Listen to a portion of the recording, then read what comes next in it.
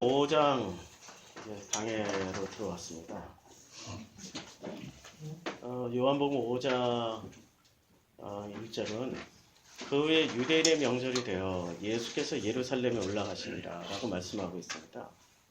유대인의 명절은 예수님이 예루살렘에 올라갈 수 있는, 그리고 온 유대인들이 모일 수 있는 명절은 어떤 명절일까요? 바로 6월절입니다. 6월절이 가장 큰 명절입니다. 그래서 이 6월절, 예수님의 공생애가 어떻게 해서 3년이나 됐는지 어떻게 알 수 있을까요? 그 요한복음을 통해서 알 수 있습니다. 요한복음에서는 6월절이 3번 언급됩니다. 우선 2장에 보면요, 2장 13절에 제가 찾아드릴게요. 2장 13절에 보면은 유대인의 6월절이 가까운지라, 그래서 예수께서 예루살렘에 올라가셨더니, 그래서 올라가서 소와 양 파는, 비둘기 파는 사람들 다 뒤집어 엎었죠. 그 다음에 6장 4절에 6월절이 또 언급됩니다. 6장 4절에 마침 유대인의 명절 6월절이 가까운지라 해서 예수께서 결국엔 7장에 올라가셔요. 그리고 11장부터는 6월절이 계속 언급이 되는데, 11장 51절부터는 6월절이 가깝다라고, 이렇게 가깝다, 51절, 이 말은 그 11장 55절입니다. 유대인의 6월절이 가까움에, 그리고 가깝다라고 표현하고 12장 21절에서는 엿새 남았다고 얘기합니다. 계속 그들이 갈릴리 벳사다 사람 12장 4절 12장이 나와요.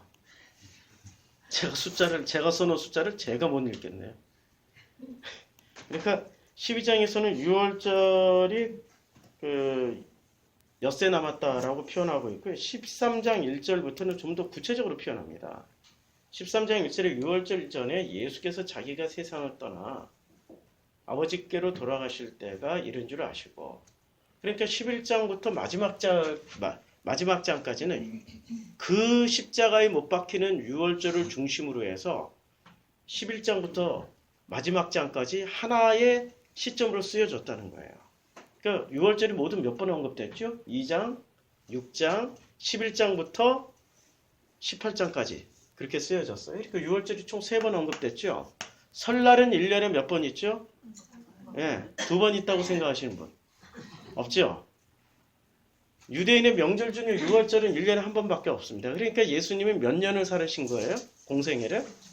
그래서 3번 3년을 살으셨다라는 게 요한복음에 나옵니다. 그래서 요한복음은 다른 공관복음서에는 없는 것들이 이렇게 나와요. 그 후에 유대인의 명절이 되어서 예수께서 어디로 올라가셔요? 어디서 일어난 사건입니까? 예루살렘에서 일어난 사건이죠. 근데 예루살렘에서 일어난 사건인데 양문 곁에, 이게 양문이라는 게요, 양이 드나드는 문, 뭐 그런 뜻입니다. 히브리 말로 베데스다라고 이야기를 합니다. 베데스다가 무슨 뜻일까요? 베데스다가 무슨 뜻이냐면, 히브리 말로, 자, 여기 베데스다가 나오는데 양문 곁에 베데스다 하는 이렇게 못이 있고, 그리고 베데스다라고 단어가 나오는데, 뭐 친절의 집, 여러 가지로 해석할 수 있죠. 은혜의 집, 무슨 선물의 집, 여러 가지로 해석이 돼요. 베데스다는. 그래서 교회 이름을 베데스다 교회라고 많이들 짓잖아요. 예. 이 단어의 뜻은 중요한 게 아니라, 중요한 거는 이 앞에 붙은 단어입니다. 무슨 말로 했어요? 히브리 말로 베데스다. 그러면 이 히브리어로 쓰여진 성경이 아니라는 증거죠. 그리고 이때 사람들이 히브리어를 썼을까요? 안 썼을까요? 안 썼다라는 증거예요. 히브리어를 쓰질 않았어요. 히브리어를 쓰지 않고 어떤 언어로 썼을까요? 말을 할 때는 아람어로 썼어요. 아람어가 아니고 아람어입니다. 아람어는 히브리어하고 좀 비슷하긴 한데 달라요. 아람어 자체는 히브리어가 아니에요. 아람어는 주로 어떻게 쓰여지냐면 회당장 야이로의 딸이 죽었을 때 예수께서 아람어로 말씀하셨습니다. 뭐라고 말씀하셨어요? 달리다 쿰. 그러니까 와일라야 쿰 이렇게. 쿰?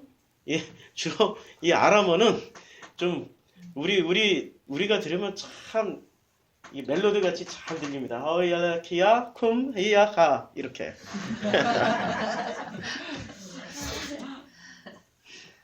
좀 노래같이 들리죠? 예. 이 히브리어 아닙니다. 아람어입니다. 그 다음에 그러니까 말은 아람어로 했고 그 다음에 성경이 쓰여진 건 헬라어로 쓰여졌어요. 그렇죠? 그런데 사고방식은 히브리어적 사고방식을 가지고 있었어요. 그러니까 굉장히 복잡한 메커니즘이에요. 이 5장 2절에서 보여주는 거. 히브리 말로 베데스다, 그러니까 은혜의 집, 선물의 집, 무슨 뭐 축복의 집, 별의별 거 다 붙여도 돼요. 히브리어는 원래 이 헬라어하고 다르게 1대1 치환이 안 되고 다의미를 가지고 있습니다. 굉장히 다양한 의미. 못이 있는데 못이 뭐죠? 연못. 그러니까 어느 정도 사이즈인지 짐작이 되세요? 그러니까 우리 지금 교회 본당만 해요. 교회 본당만 한데 사람들이 다 모여들었어요. 거기에 있는데 거기에 행각 5이 있었어요. 행각이 뭐죠? 행각이 기둥 같은 것들이 5개가 있는데 이 기둥은 어떤 기둥일까요? 솔로몬의 행각이라고 보통 그러는데 그 솔로몬의 행각이라는 게 솔로몬 성전이 존재하고 있어요? 아니면 허물어졌을까요? 허물어졌죠? 허물어졌는데 어찌하여 기둥 5개가 남아 있었어요. 그래서 솔로몬 성전의 흔적이 남아있는 그 기둥 5개를 그냥 솔로몬의 행각, 그 기둥 5개, 왜 하필 또 5개가 남았을까? 실제로 5개가 남았는지 10개가 남았는지 20개가 남았는지 아무것도 안 남았는지 모를 일이에요. 타임머신 타고 가서 보시지 않았잖아요. 이렇게 기록되었으니까 그렇게 기록되었겠거니 하는 거죠. 그래서 그 솔로몬 행각 5이 있는데 그 안에는 많은 병자들이 누워 있었습니다. 병자들이 있는데 이제 성경대로 하니까 무슨 비하 발언이라고 생각하지 마시고 맹인, 다리 저는 사람, 성경 다시 써야 되죠. 시각장애인, 그 다음에 지체장애인 이렇게 써야 되죠. 그러니까 지금 우리가 성경을 번역하면은 맹인이라고 번역할 수가 없어요. 그러니까 번역은 그 시대의 그 언어를 반영하는 거예요. 지금 번역어를 가지고 우리가 성경을 읽어가니까 번역어만 가지고도 이렇게 시대 차이가 나요. 그래서 성경을 읽을 때는 굉장히 뛰어난 풍부한 데이터베이스를 가지고 있지 않으면 오해를 하게 됩니다. 그 풍부한 데이터베이스를 가지고 설교하고 있는 저와 그 설교를 듣고 있는 성도님들이 복되신 겁니다. 아멘이 안 나오는데. 좀 믿어주셔야 재미나게 진짜 열심히 할 수 있습니다. 이 맹인, 다리 저는 사람, 혈기 마른 사람들이 누워 있어요. 그런데 이 병은 우리가 어디서 좀 많이 들은 병명들 아닙니까? 마태복음 11장 1절에 요한이 11장 2절에 요한이 옥에 갇혀서 그리스도께서 하신 일을 듣고 제자들을 보냅니다. 의심하는 거예요. 3절에 예수께 여짜오되 오실 그이가 당신이오니까 이게 당신 맞아요? 하고 의심하면서 그 세례 요한의 제자를 보내요. 그래서 세례 요한은 지난주 설교가 어떻게 됐죠? 지난주 설교에 이렇게 이게 지금 요단강이에요. 요단강이고 요단 서편이 있고 서편에 뭐가 있어요? 예루살렘 성전이 있잖아요. 그래서 요단 동편. 그럼 동편에는 무엇을 상징하죠? 광야 생활을 상징한단 말이에요. 광야에서 요단강을 건너 어디로 들어가야 됩니까? 요단 서평 가나안 땅이 들어가 여기에 가나안 땅이란 말입니다. 근데 세례 요한은 사역을 주로 어디서 하셨어요? 전부 요단 동편에서 사역했어요. 그리고 마지막 죽임 당한 장소도 어디서 죽임 당했어요? 요단 동편에서 죽임 당했어요. 여기서 사역하시다가 여기서 죽으셨어요. 그러니까 이분은 가나안 땅으로 들어가지 못한 사람, 요단강을 건너가지 못한 사람이에요. 그 요단강을 건너가지 못한 결정적인 이유가 마태복음 11장 3절에 나오죠. 예수께 물어봐. 오실 메시아가 너 맞냐고. 이건 이런 얘기예요. 아니면 우리가 다른 일을 기다리올까? 그러니까 여기서 우리는 항상 우리라고 해서 다 좋은 게 아니에요. 진짜 우리가 있고 가짜 우리가 있어요. 진짜 우리는 하나님과 하나가 된 우리, 가짜 우리는 짐승 우리, 그냥 우리 이렇게 가두는 우리, 짐승 우리. 그러니까 여기서 세례 요한이 우리가 다른 일을 기다려야 됩니까? 라고 물을 때 우리는 누구들이에요? 진짜 우리가 아니고 짝퉁 우리들이에요. 짝퉁 우리들. 근데 짝퉁 우리들이 착각을 한단 말이에요. 우리가 진짜라고. 그게 대단한 착각이란 말입니다. 4절 예수께서 대답하여 이르시되 너희가 가서 듣고 보는 것을 요한에게 그대로 알려. 근데 5절에 뭘 듣고 보느냐 하면 5절에 맹인이 보며 그 다음에 못 걷는 사람이 걸으며 정확하게 요한복음 5장에서 나오는 병명하고 일치하죠. 그렇죠? 그 다음에 뒤에는 좀 달라요. 나병 환자, 못 듣는 자, 죽은 자라고 얘기를 했는데 다시 요한복음 5장으로 넘어가면은 요한복음 5장에서 그 안에는 많은 병자들이 있는데 여기서 언급하는 병명이 특이해요. 맹인과 다리 저는 사람은 못 걷는 자잖아요. 잘 못 걷는 자. 요거는 정확하게 일치하는데 뒤에 혈기 마른 사람이 있어요. 혈기가 왜 말라요? 피가 왜 마르냐고. 너무 뜨거우니까. 왜 뜨거워요? 맨날 열받아서 사니까. 맨날 열받아서 사니까 혈기 마르는 거예요. 왜 열받아서 살까요? 그런데 이 사람이 이제 예수가 고쳐주세요. 이 사람을 고쳐주는데 왜 열받아서 사냐면은 광야에서 이스라엘 백성들이 어떤 사람하고 비슷했어요? 혈기 마른 사람하고 비슷했어요. 열받아서 사니까 피가 말랐어요. 맨날 열받았어요. 물 없다고 열받고 먹을 거 없다고 열받고 가데스 바네아에서 가나안 정탐꾼 보냈더니 그들은 거인족이요 여리고성은 너무 튼튼하고 우리를 여기서 다 죽게 하나이다. 근심 걱정으로 열받고 광야 40년 내내 이스라엘 백성들은 어떻게 사는 거예요? 혈기 마른 사람으로 살았어요. 혈기 마른 사람. 혈기 마른 사람. 열받아서 살았어. 툭 하면은 마늘, 부추, 파를 달라고 그러고 툭 하면은 고기 달라고 그러고 마음에 안 들어버리면 신을 확 바꿔버리고 송아지로 그냥 금 씌워가지고 네가 하나님이야. 이름도 똑같아요. 송아지에 금 씌우고 엘로힘이야 라고 이름 붙여버려요. 하나님도 확 바꿔버려요. 그러니까 혈기 마른 사람들 맞죠? 그치요? 4절 이는 천사가 가끔 못에 내려와. 여기서부터 보면 여기에 가로가 시작되죠. 물의 앞에 가로 있죠. 여기서 딱 가로가 끝나죠. 가로부터 가로까지는 원래 없는 구절이에요. 건너뛰어요. 근데 섭섭하죠. 근데 건너뛰는데 섭섭하죠. 그래서 물의 움직임을 기다리는데 이는 천사가 가끔 못에 내려와 물을 움직이게 하는데 움직인 후에 먼저 들어가는 자는 병에 걸렸든지 낫게 됨이라. 가끔 못에 내려온다라고 하는 말을 우리는 이제 굉장히 신화적으로 이해를 해요. 야, 천사가 내려오면 어떻게 돼요? 예? 천사가 내려오면 카타바이노 이렇게 천사가 내려와요.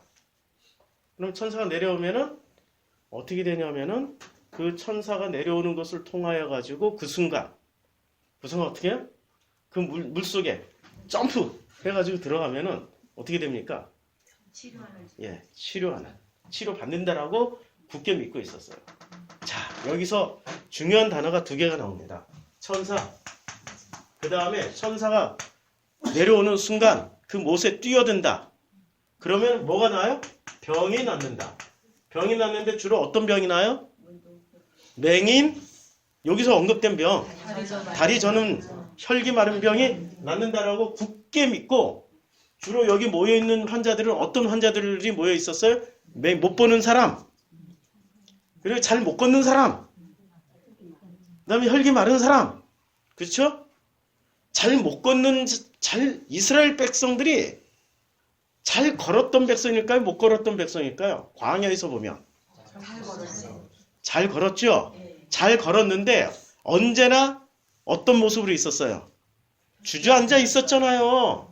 구름기둥과 불기둥이 옮겨지기 전까지는 어떻게 하고 있었어요? 주저앉아 있었단 말이에요. 주저앉아 있었어요. 그리고 이들은 구름기둥과 불기둥만 따라가야 돼요. 만약에 구름기둥과 불기둥을 따라가지 않으면 어떻게 되는 건가요? 진 밖으로 나가고 진 밖으로 나가게 된 결과물은 끝나는 거예요. 그러니까 이들은 눈을 떴으나 오직 다른 걸 보지 못하는 맹인처럼 살아야 되는 거죠. 점차 내용이 이렇게 점차 가는 겁니다. 그래서 갑자기 귀가 어려가지고 죄송합니다. 엄청나게 제가 지금 귀가 열이 나니까 저도 혈기 마른 사람 중에 하나 열이 나니까 막 얼굴에서만 특히 얼굴에서 열이 많이 나니까 눈, 귀, 머리가 엄청나게 가려워요. 그런데 거기에 누가 있었습니까? 5절에 보면 거기에 38폐 된 병자가 있었어요. 거기 병자가 있었는데 이 병자의 정체가 뭐예요? 병자는 걷지를 못하는 사람이에요. 주저앉아 버렸어요. 주저앉았어요. 지금 맹인도 아니고 다리 혈기 마른 사람도 아니에요. 그러니까 누워버렸어요. 아예 그냥 누워버렸어. 무슨 병명인지 모르지만 누워버려가지고 걷지를 못하는 거예요. 그러니까 이 병자는 아예 누운 사람이에요. 누운 사람이고 이 병자는 38년 된 병자예요. 자, 38년 된 병자가 5장 14절에 보면은 이제 자주간 이 14절 이전까지 병고침을 받아요. 병고침을 받는데 병고치고 나서 예수님이 뭐라고 말씀하시냐면 그 후에 예수께서 성전에서 그 사람을 만나요. 그 사람이 누구죠? 38년 된 병자를 만나요. 그리고 그에게 말씀을 하세요. 이르시되 보라 내가 나았으니 더 심한 것이 생기지 않게 다시는 뭐를 범하지 말라고 그래요? 그러면 이 사람이 38년 동안 누워 있었던 이유는 뭐였어요? 죄. 아니 죄 때문에 38년 동안 누워 있었다. 대표적으로 죄 때문에 38년 동안 그냥 누워서 거동도 못하고 있었던 사건이 있었습니다. 언제? 어디서? 광야에서 어디 그때부터 38년이 됐어요. 그때가 언제 때예요? 가데스 바냐에서부터. 우리 민수기를 듣는 분들은 잘 아시죠 지금. 그렇죠? 가데스 바냐에서부터 요게 가데스 바냐가 2년째예요. 출애굽. 그러니까 그림을 좀 그리면은 출애굽 2년째입니다. 그래서 출애굽하고 나서부터 2년 동안은 어떤 시스템으로 살았어요?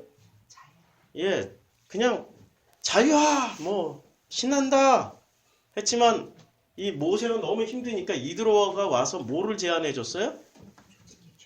예, 조직을 개편했잖아요. 뭐로 개편해 줬어요? 예, 이드로의 시스템 1000부장, 100부장, 50부장, 10부장으로 그 시스템을 만들어줬단 말이에요. 애굽. 여기 이제 애굽을 우리는 이렇게 부르자고 그랬죠. 미츠라임. 미츠라임이라고 불러야 구약 성경 읽을 때 유익한 게 많아요. 애굽이라고 표현 안 했어요. 창세기 11장 이전에는 12장 이전에는 애굽이라고 표현 안 하고 미츠라임이라고 표현을 했어요. 미츠라임이 애굽이고 애굽이 이집트예요. 애굽이란 말은 한문 중국어를 번역해서 애굽이 된 거고 실제는 이집트입니다. 이집트라는 발음을 발음 못하니까 애굽 이렇게 버린 거예요. 애굽이라는 단어는 성경에 존재하지가 않아요. 나오질 않아요. 이집트거나 미츠라임이에요. 자, 여기서 광야로 건너오죠. 광야로 이렇게 홍해를 건너와요. 건너와서 요게 가데스 바네아 사건이 일어나는데 요게 출애굽 후 정확하게 2년째입니다. 근데 요 가데스 바네아 사건에서 하나님이 뭐라고 말씀하세요? 가데스 바네아 사건 아시죠? 이스라엘 백성들에게 가데스 바네아에서 정탐꾼을 보냈어요. 얼마나? 4개월 동안이나 엄청 길게 가나안 구석구석 도로망은 어떻게 되고 산은 어떻게 되고 요새는 어떻게 되고 그들의 식량과 우물은 어디 있는지를 다 파악해서 전쟁을 치르려면 정보가 있어야 되는 거 아니에요. 12명이 가서 전부 다 정탐을 하고 왔는데 그걸 보고를 하면 되는 거예요. 가나안 땅에 들어갔더니 가나안이 요새가 어쩌고 저쩌고 이런 걸 보고하면 되는 거예요. 그런데 그런 걸 보고하지 않고 뭐를 보고했어요? 저들은 거인입니다. 감히 우리가 싸울 수 없는 대단한 성읍과 단단한 성벽과 그들은 기골이 장대한 거인이라서 우리가 싸우자마자 돌아가실 것 같습니다. 뭐 이런 얘기를 해버리는 거예요. 하나님을 신뢰하지 않는 거죠. 모든 전쟁은 하나님 구약 성경을 읽어보면 전쟁이 신 같아요. 그들의 손에 붙이셨다. 그러면 이스라엘 손에 붙이셨다 하면 어떻게 돼요? 이미 싸우나 마나 이스라엘이 이겨요. 그러니까 하나님은 전쟁의 신 같으신 분인데도 그런 전쟁을 몇 번이나 경험한 사람들인데도 불구하고 하나님을 신뢰하지 않고 무엇을 신뢰했어요? 자기들이 본 것을 신뢰해버린 거예요. 내 눈앞에 있는 현실을 신뢰해버린 거예요. 지금 내 눈앞에 있는 현실이 뭐죠? 사업? 학업? 진로 문제? 건강 문제? 자녀 문제? 남편 문제? 교회 문제? 교회 문제.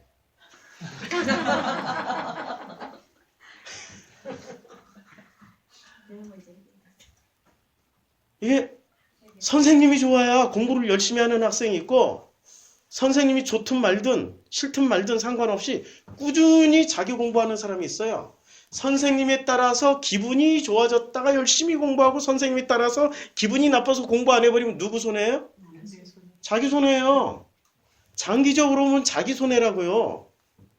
선생님이 좋든 말든 간에 꾸준하게 자기 페이스대로 공부하는 학생은 장기적으로 보면 누가 이익을 봐요? 자기가 이익을 보는 거예요. 마인드 컨트롤이 안 되고 감정에 따라서 왔다 갔다 하는 사람들. 가데스 바네아에 딱 맞닥뜨리니까 그게 드러나 버리는 거예요. 하나님이 정말로 좋으면 하나님이 좋다 나쁘다 판단이 아니라 하나님을 신뢰하면은 꾸준히 그분하고 가는 거예요. 좋으면 같이 가고 싫으면 안 가고. 그래서 인류의 최대의 법칙이 있습니다. 이건 망고불변의 법칙. 무슨 법칙인지 아세요? 달삼 쓰배. 달면 삼키고 쓰면 뱉어버리는. 하나님을 믿는 사람들이 하나님을 어떻게 해요? 달삼스벳. 달삼스벳이 최고로 극도로 많이 일어난 장소가 어디였죠? 광야. 광야 내내 달삼스벳이었어요. 광야 내내. 달면 삼키고 쓰면 뱉어버려요. 심지어는 송아지를 신으로 만들어버리고 이게 하나님이야 라고 하나님 대신에 막 송아지를 섬겨버려요. 심각한 거죠. 맞죠? 우리가 지금 이런 모습으로 살아가고 있다는 게 참 현실이에요. 저도 그래요. 저도 지난 세월을 보니까 저도 달삼습의 장본인이에요. 제가 자꾸 설교 시간에 저를 신격화하지 않고요. 제가 저를 신격화할 수 있는 간증 엄청나게 많아요. 진짜 제가 재능이 많이 발달되어 있고 수요성경 공부 참석하신 분들은 아실 거예요. 재능이 뭔지. 많이 발달되어 있고 간증거리도 엄청나게 많아요. 간증만 가지고 해도 교회 몇천 명 부흥할 거예요. 제 간증만 설교해도. 근데 간증이 중요한 게 아니라 지금 하나님의 말씀을 제대로 전하는 게 중요한 거예요. 이 짧은 시간 동안에 어떻게 이 하나님의 말씀을 제대로 전해서 우리 성도님들이 여호와 하나님을 만나서 그 아버지와 함께 안식을 누릴 수 있게 하는지가 저의 최고의 소원이고 최고의 소망이에요. 그것 때문에 진짜 주옥 같은 간증들을 거의 예배 시간에 한 개도 안 내놓습니다. 대신에 간증을 안 내놓는 대신에 최영희 성도가 많이 혼나죠. 왜냐하면 신격화가 되면 있잖아요. 지난번에도 여러 번 말씀드렸지만 신화와 사실이 있어요. 사실은 어쩌면 현실이라는 말하고 일맥상통하고, 신화라는 말은 그냥 믿고 싶은 어떤 것들이에요. 믿고 싶은 거. 근데 현실이 늘 오케이, 좋으면은 신화는 필요가 없어요. 맞죠? 현실이 늘 원만하고 평안하고 잘 나가고 해피하고 그러면은 신화는 필요 없어요.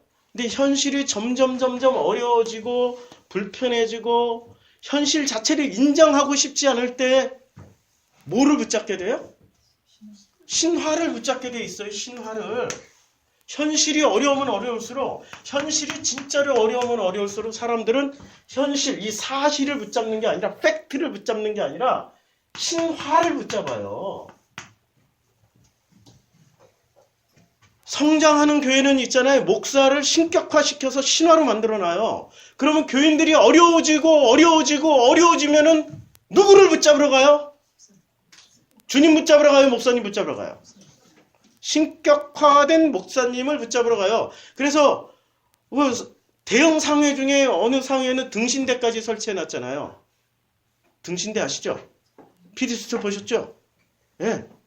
등신대 건설하면 나와요. 등신대. 그 옆에서 이렇게 사진 찍고, 그 목사님이 수십만 명의 성도들하고 이렇게 사진 찍어준 모델이 될 수 없으니까 등신대 옆에서 사진 찍으면서 눈물 흘리면서 사진 찍잖아요. 신격화되어 있으니까. 그게 종교란 말이에요. 그게 신화 붙잡으란 얘기예요. 힘들고 어렵지? 그러면은 신화를 붙잡아. 그러면 해결될 거야. 제가 설교 시간에 자꾸 저와 아내를 디스하는 거는 신격화하지 말라는 게 똑같은 인간이에요. 사실 제가 이런 얘기할 때 속으로 통쾌하지 않으세요? 네? 통쾌하죠? 나랑 똑같은 인간이네? 그게 바로 온유하고 겸손한 종이에요. 근데 사람들은 그걸 선하게 습관을 가지고 판단해버려요. 좀 더 거룩해 보이고 좀 더 있어 보이고 말 한마디도 아주 젠틀하게. 할렐루야. 내가 하니까 안 돼.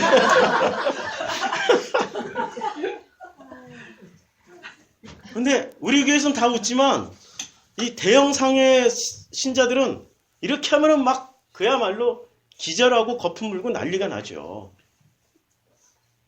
신격화가 돼 있으니까 눈에 뒤집어 씌워서 이재록이 그렇게 진짜 짐승 같은 짓을 하는 것도, 그 이단 교주들이 그렇게 하는 것도 사실로 자기를 만든 게 아니라 뭐로 만들었어요? 신화로 자기를 신격화 시켜놨기 때문에 그게 가능해지는 거예요. 신화화된 목회자, 신격화된 그런 교회를 다니게 되면은 자기가 어떠한 불합리한 짓거리를 당한다 할지라도 그것을 은혜로 생각해버려요. 사람은 그렇게 고등지능을 가진 사람들이 아닙니다. 고등지능이 거꾸로 역으로 이 신화를 붙잡게 된단 말이에요. 우리 교회는 신격화를 하지 않습니다. 그리고 저는 결코 좋은 선생님이거나 마음에 드는 선생님이 되려고 노력하지 않습니다. 그냥 복음만 전하려고 하는 거예요. 꾸준하게 감정의 변화가 있다 할지라도 복음만은 듣고 따라가자고요. 복음만은 듣고. 갑자기 신화 얘기하니까 배 나온 실체를 보여줘. 자, 죄를 범하지 말라고 그랬는데 이 죄가 무슨 죄였어요? 가데스 바냐에서 죄를 범해버렸단 말이에요. 하나님 뭐라고 말씀하세요? 가데스 바냐에서 울고 통곡하고 달삼스베 타고 있던 그 이스라엘 백성에게 뭐라고 말씀하셨어요? 너희가 나를 멸시하는도다. 멸시한다라고 말씀하셨어요. 그 분노가 극에 달으셨어요. 만약에 그들이 저들은 우리의 먹거리입니다. 우리의 밥입니다. 그냥 가나안 땅 아버지께서 우리 손에 붙여주시면 우리는 아멘하고 가겠습니다. 그러면 38년은 필요 없지요. 38년은 필요 없단 말이에요. 그냥 거기서 주저앉아서 주저앉아버린 거예요. 가데스바냐에서 가데스바냐라는 그 광야에서 주저앉아버린 거예요. 주저앉은 이후부터 몇 년 걸렸어요? 38년. 그러니까 베데스다 목가에 앉아 있었던 이 사람은 뭐 하는 사람이었어요? 광야에서 주저앉은 누구를 얘기하고 있습니까? 이스라엘 백성. 이스라엘 사람들을 말하는 거예요. 이스라엘 사람들. 그 광야 백성들을 말하고 있는 거죠. 그 광야 백성과 지금 예수님과의 관계를 말씀하기 때문에 더 이상 죄를 범하지 마. 무슨 죄?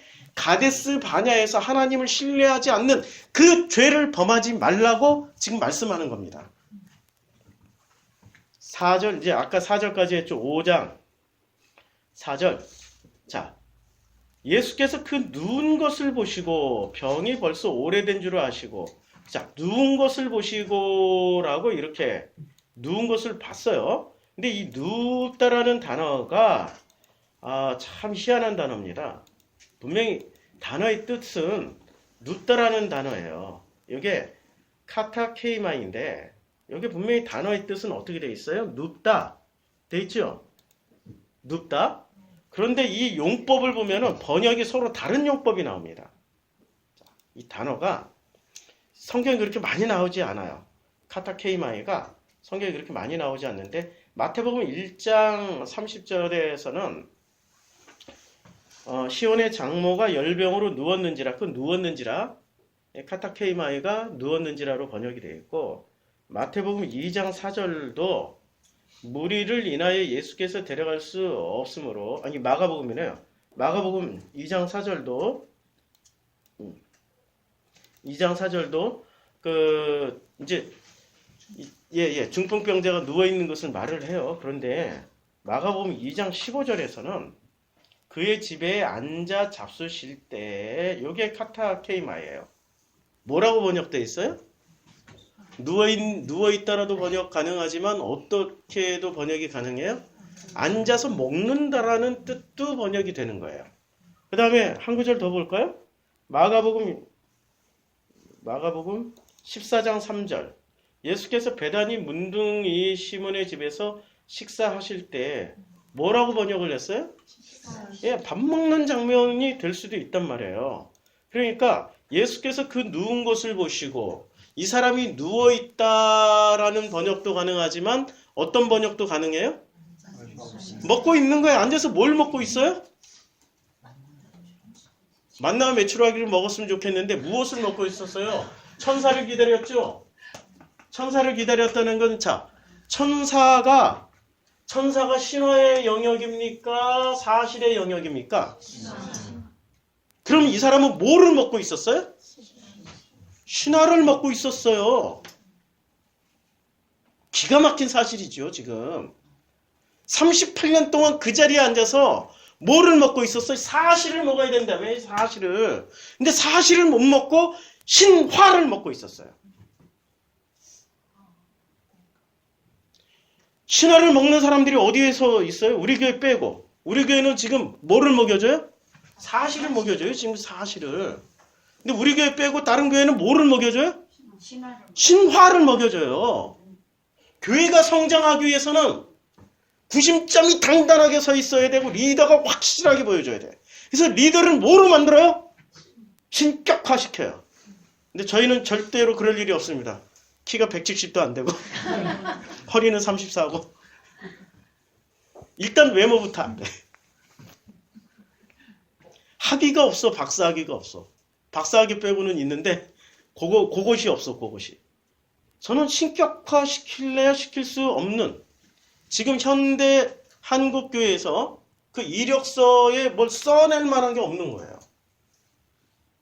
근데 이력서에 써낼 만한 게 무지 많은 사람들은 부임하는 순간부터 신격화를 시킵니다. 우리 대형교회 회장님들은 대형교회 회장님이라는 요 회장님이라는 직분 외에 공식적으로 대외적으로 이 당회장이 되는 순간 대외적인 공식 직함이 34개가 생겨요. 무슨 어디 협의회 회장님, 어디의 회장, 어디의 협의회 무슨 모임의 무슨 회장님, 뭐 지역 모임의 무슨 회장님, 완전 지역 유지가 돼버려요. 이거 어떻게 34개면 1년에 회의만 참석하려 하더라도 34번을 참석해야 된다. 하루에 이 모임당 하나씩만 참석하더라도 한 달에 몇 개씩 가야 돼? 12달인데? 12달 나누게 하면 와, 최소한 한 달에 3번씩 참석해야 돼. 교회일은 언제? 성경 준비는 언제? 그것도 주일 설교해야지, 새벽 기도 설교해야 되지, 수요 기도 설교해야 되지. 슈퍼맨이 돼야 된다는 얘기죠. 그래, 이 질이 떨어지는 거죠. 질이 떨어지다 보니까 그 떨어지는 질, 요 간극을 뭐로 메꿔요? 여기서 요만큼이 지금 막 모임을 하다 보니까 요만큼의 갭이라는 게 생겨요. 갭. 갭을 채우기 위해서 뭐를 잘못 썼네? 이렇게 써야지. 갭을 채우기 위해서 뭐를 해요? 신격화 시켜야 되는 거죠. 끊임없이 신격화 시키잖아요. 그래서 교회 자랑을 해요, 예수 자랑을 해요, 목사 자랑을 하면서 전도합니까? 그렇죠. 우리 목사님 얼마나 훌륭한데, 우리 목사님 대단히 훌륭한데, 내용하는 거 보면 전부 다 또 정말로 복음을 잘 전한다라고 말을 해서 목사님을 신격화 시킵니까? 아니면 우리 목사님 능력 많다고 신격화 시킵니까? 그렇죠. 능력이죠.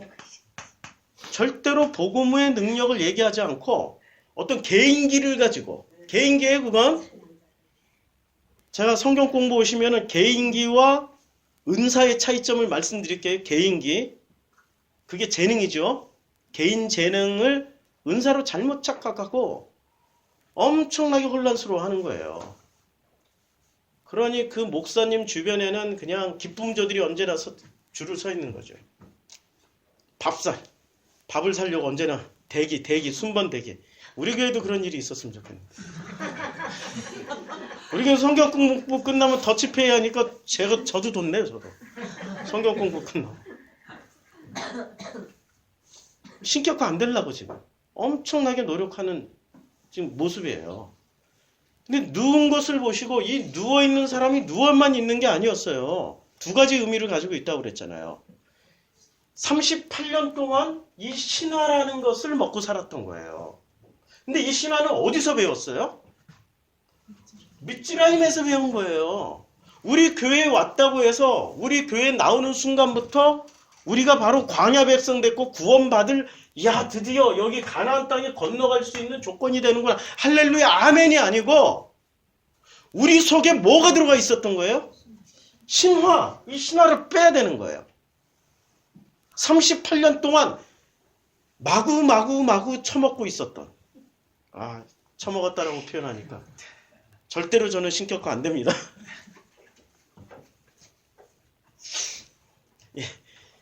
마구 먹고 있었던 그 신화를 38년 동안 주님이 어떻게 하셔요? 빼버리세요. 그걸 다 마이너스 시켜버린단 말이에요. 마이너스 시키는 과정이 어떤 과정이었어요? 첫째 뭐로 나타났어요? 이 38년 된 이 병자를 통해서 주저앉혀버렸어요. 가나안 땅에 못 들어가게 하신 거예요. 주저앉혔어요. 요 광야에 그냥 주저앉혀버렸어요. 38년 동안. 38년 동안 주저앉아 있으면은 이유가 있는 거 아니에요. 주저앉은 이유를 예수님은 5장 14절에서 뭐라고 말씀하셨어요? 너희 그게 죄야.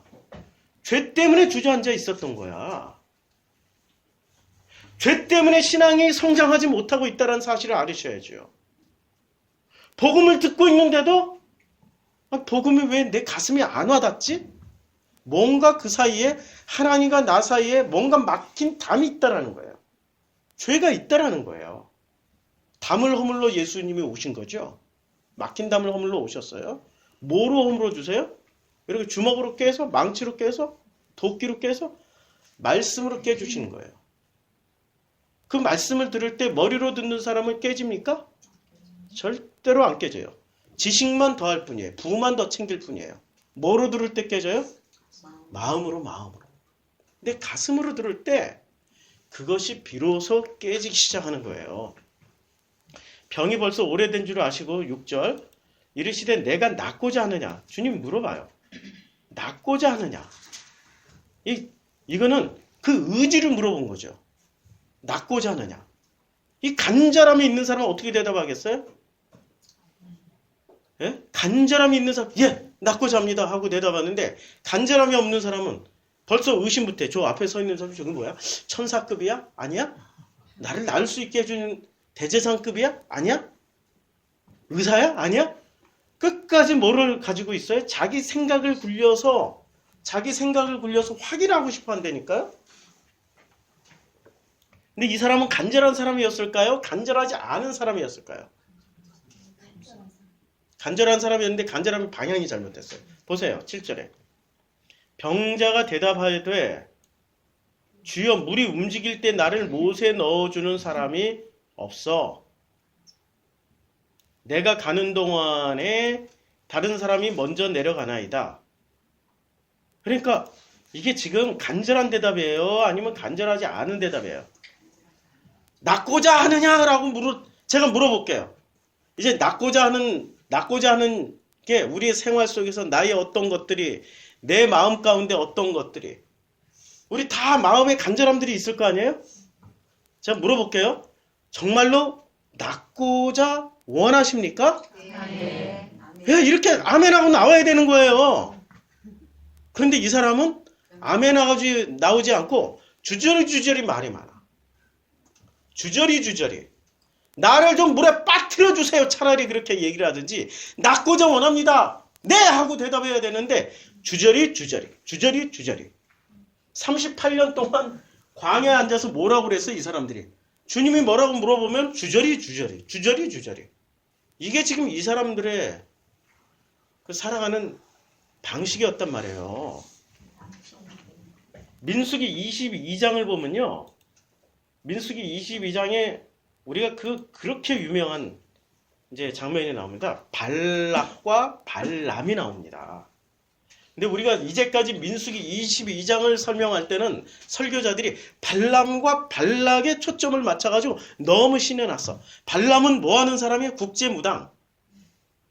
국제적으로 소문이 난 국제적으로 유명세를 타고 있는 국제무당이에요. 이름하여 회장님. 이 회장님은 얼마나 재물이 많으신지 모압에서 사신들이 왔을 때 모압의 사신들을 다 먹이고 재울 수 있는 넉넉한 식량과 그 집이 있었어요. 굉장히 많은 사람들을 먹여 살릴 수 있는. 그러니까 국제회장님이시니까 무당 회장님이세요. 이분이 국제무당 회장님이세요. 누가? 발람이. 근데 거기에 초점을 맞춰서 설교만을 하세요. 그런데 여기에 초점은 이렇게 되어 있어요. 민수기 22장의 초점은 어디에 초점이 맞춰져 있냐면 길을 떠나 모압 평지에 진을 쳤어요. 와, 평지가 모압 평지만 있습니까? 광야 전체가 다 평지야. 그치요? 평지라고 얘기하는데 어떤 의도가 있어요. 그리고 모압 평지에 진을 치고 있었고 이 모압 사람들이 심히 두려워하여서 3절에 이스라엘 백성이 많음으로 말미암아 모압이 이스라엘 자손 때문에 번민을 하다가 모압 플러스 미디안 장로들, 그러니까 모압과 미디안이 연합을 해버려요. 근데 모압은 누구 자손이에요? 모압은 룻이 자기 딸과 동침해서 낳은 자손이에요. 아들이 이름이 모압이에요.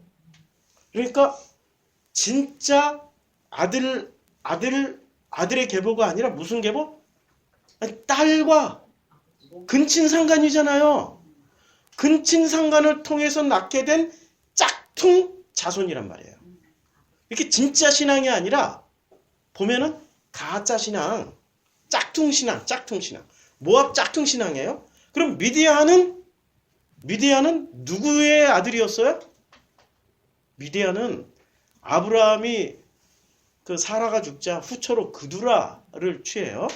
그두라와 결혼해요. 그두라와 결혼해서 낳은 아들 이름이 미디안이에요.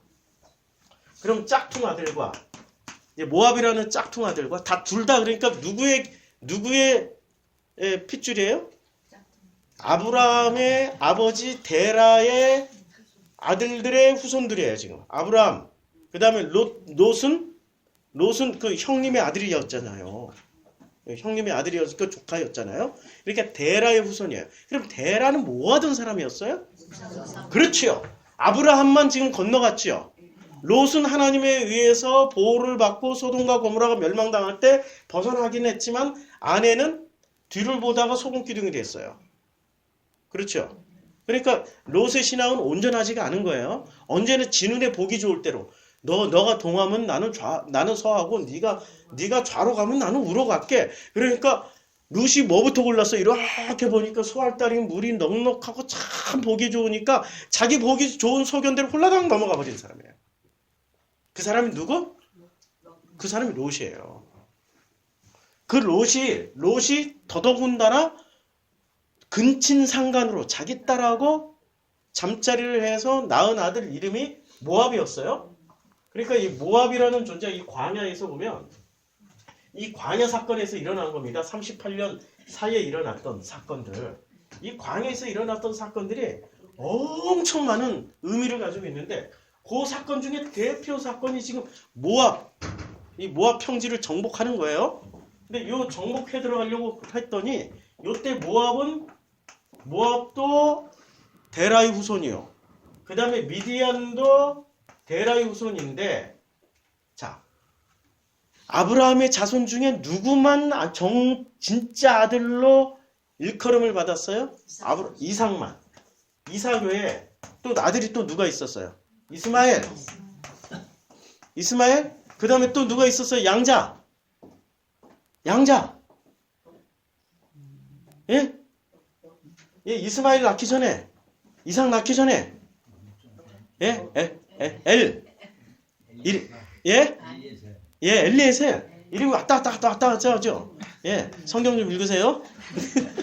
그 다음에 아들이 또 하나 누가 있었어? 미디안. 엄마가 다 달라. 자, 여기는 엄마가 누구예요? 이스마엘의 엄마는? 예? 예? 이 이스마엘의 엄마는 누구예요? 이게 하갈. 예, 하갈. 성경 좀 읽으세요. 엘리에셀의 엄마는 누구예요? 구둘라. 아니고 그두라는 미디안의 엄마예요. 그두라는. 엘리에셀의 엄마는 몰라요.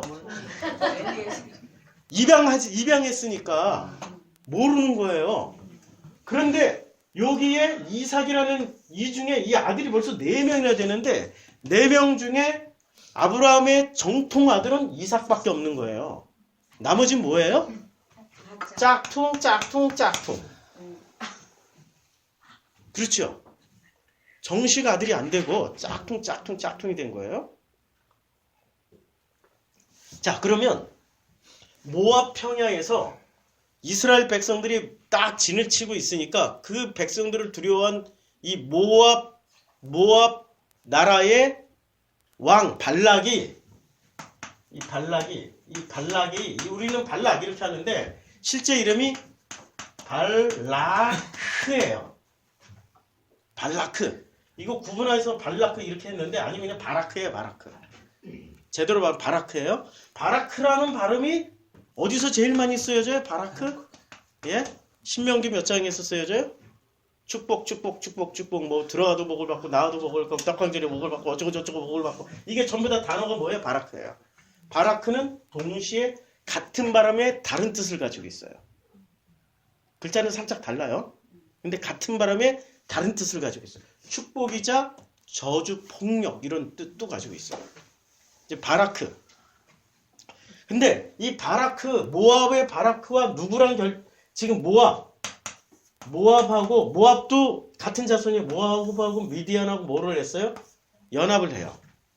연합을 해서 뭐를 지키려고 그럽니까? 이 무리가 소가 밭에 풀을 뜯어먹은 같이 밭에 풀을 뜯어먹어요.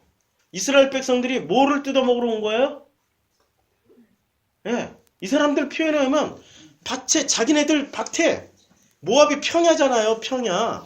그 평야에 뭐가 잔뜩 난 거예요? 기가 막힌 풀, 그린그라스. 사람들이 멀리서 보면은 그걸 뭐로 보이? 와, 푸른 초원, 천국처럼 보여. 심지어는 내가 본 천국에서, 내가 본 천국, 펄시콜레에서 천국을, 펄시콜레 박사가 천국을 뭐로 묘사했어요? 와, 론그라운드, 푸른 풀밭. 천국은 마치 푸른 풀이 가득한 푸른 풀. 뭐처럼 보였어요, 여기가? 천국. 근데 이 풀은 창세기 1장 30절에 보면은 먹거리가 돼요. 무슨 먹거리? 또 땅의 모든 짐승과 하늘의 모든 새와 생명이 있어 땅에 기는 모든 것에게는 뭐를 줘요? 내가 하나님이 모든 푸른 풀을 먹거리로 주노라. 그러면 이 푸른 풀은 누구 먹거리였어요? 짐승. 한마디로 말해서 짐승. 사람이 먹는 게 아니라 누가 먹는 거예요? 짐승이 먹는 풀을 잔뜩 온 국가 땅에 다 가지고 있는 나라. 그 나라가 어떤 나라? 모압. 그러면 모압에서 살고 있는 사람들은 어떤 사람? 짐승. 거기니까 그러니까 이게 좀 재수없는 얘기지만 모압에서 살고 있는 사람들은 하나님 보시기에 다 풀 먹는 짐승들이란 뜻이에요. 풀 먹는 짐승. 그러니까 짐승이 하는 짓을 보시라고. 제일 먼저 미디안하고 신앙 없는 짝퉁신앙끼리 연합해서 누구를 모시고 와요? 발람을 모시고 와요. 발람이 어떤 분이시라고요? 국제무당. 요즘으로 치면 유명한 회장님을 모시고 와서 뭐를 짓눌러 버리려고요? 이스라엘이 지금 쳐들어오는 걸 짓눌러 버리는데 이스라엘은 뭐를 가지고 들어가요? 뭐를 가지고 들어가는 사람들이 있으래요? 예, 복음을 들고 가잖아요. 이스라엘이 지금 복음을 들고 들어가는 것을 그걸 막으려고 하는 거예요. 지금 이게 먹거리 전쟁이에요. 이 복음은 이스라엘이 가지고 들어가는 복음은 뭐예요? 먹거리. 무슨 먹거리? 하나님의 먹거리. 만나가 들어가 있는 그 법궤. 아론의 쌍난 지팡이. 그리고 또 뭐가 들어갔어요? 십계명, 언약궤라고 그랬잖아요. 언약. 두 증거판을 우리 제이킴 성도님이 한마디로 딱 요약해 주셨어요. 뭐라고 요약해 주냐면 두 증거판을 율법으로 읽으면은 율법의 판이 되지만은 이것을 결혼 증서를 읽으면 그 증거판을 결혼 증서를 읽으면 어떻게 돼요? 혼인계약서가 되어버리는 거예요. 하나님과 우리를 혼인시키는 계약서가 두 증거판이란 말이에요. 그렇죠? 혼인계약서. 그러니까 그 법궤 안에 담겨있는 게 전부 무엇을 뜻해요? 하나님과 결혼하는 혼인서약서가 들어가 있고 혼인을 하면은 먹고 살 수 있는 양식이 들어가 있고 남편이 먹여줄 수 있는 양식이 들어가 있고 그 양식을 먹음으로 말미암아서 죽었던 내가 마른 지팡이 같이 죽어있던 내가 싹이 나고 꽃이 피고 열매를 맺는 존재가 된다라는 것을 얘기해 주는 게 두 증거판 아니에요. 그게 지금 들어있는 데가 뭐예요? 법궤. 이걸 들고 들어가려고 하니 이 짐승들이 살고 있는 짐승들을 너무나도 잘 먹이고 있는 이 푸른 풀밭을 가지고 있는 이 자손들이 좋아합니까? 절대로 안 좋아하죠. 절대로 안 좋아하니까 이 지금 여기는 민수기 22장은 발락그 얘기가 아니에요. 지금 먹거리 전쟁 얘기예요. 무엇을 먹고 사느냐? 그 짐승들 사는 대로 이제는 누가 들어가는 거예요? 법궤를 든 혼인계약서를 들고 혼인을 체결하면은 그 법궤 안에서 이 성전의 핵심은 지성소잖아요. 지성소의 핵심은 뭐예요? 법궤. 법궤 안에는 뭐가 들어가 있어요? 혼인서약서와 혼인을 하는 순간 먹고 살게 되는 그 만나라는 양식과 내가 혼인을 하는 순간 그 양식을 먹는 순간 죽었던 내가 싹이 나고 꽃이 피고 열매를 맺어서 살게 되는 할렐루야. 이것을 지금 말하려고 하는데 발람과 발락이 뭐 우상숭배 어쩌고 저쩌고 전부 다 어디에 맞췄어요? 신화. 사실에 맞춰야죠. 그래서 자 보세요. 그 풀은 어디서 나오냐면 민수기 22장 41절 마지막 절에 이렇게 나옵니다. 아침에 발락이 발람과 함께하고 그를 인도하여 바알의 산당에 오르매 어디 올랐어요? 그럼 그 풀은 누구를 숭배하는 먹거리의 누구를 숭배하는 양식이에요? 어디서 나오는 누구 입에서 나오는 양식이었어요? 바알의 입에서 나오는 양식이었단 말이에요. 그것을 깨트려야 되는 거죠. 깨트리라고 들어갔는데 결국엔 못 깨트려요. 나중에 민수기 우리 새벽 강의 설교할 때 들어보세요. 23장, 24장, 25장 가면 갈수록 전입가경입니다. 주님의 목적은 그거 깨트리려고 했는데 그거 못 깨요. 결국엔. 자, 그래서 병자가 대답할 때 물이 이제 요한복음 5장 7절에 주여 물이 움직일 때마다 때에 나를 못에 넣어주는 사람이 없어. 내가 가는 동안에 다른 사람이 먼저 내려가나이다. 이렇게 이 사람은 이게 지금 거동도 못하고 누워있는 사람인데 거동도 못하고 누워있는 사람이 어떻게 갈까요? 한번 상상을 해보세요. 너무 웃겨. 벌레가 기어가는 것처럼 기어갈지도 몰라. 그 목가에 가기도 전에 누가 벌써 뛰어들었어. 그 물이 동할 때 거기 벌써 뛰어들었어. 그래서 이 사람은 38년 동안 못 들어간 거예요. 못 들어갔을 때 주님이 38년째 됐을 때 38년째 드디어 38년 플러스 2년 더해서 40년이 된 거란 말입니다. 40년이 됐을 때 누구를 만났어요? 예수 만나서 어떻게 된 겁니까? 예수 만나서 건너가게 되는 거예요. 예수 만나서 이렇게 건너가는 장면이 지금 여기서 나오잖아요. 5장 8절 예수께서 이르시되 일어나 내 자리를 들고 걸어가라. 와, 일어나 내 자리를 들고 걸어가 하니까 이 사람이 그 말씀을 듣자마자 어떻게 됐어요? 성경에 어떤 수식어도 없어. 그냥 그 사람이 곧 나와서 자리를 들고 걸어가니라. 걸어가 버렸어요. 오늘 이 음성이 우리 성도님들에게 들려지기를 소원합니다.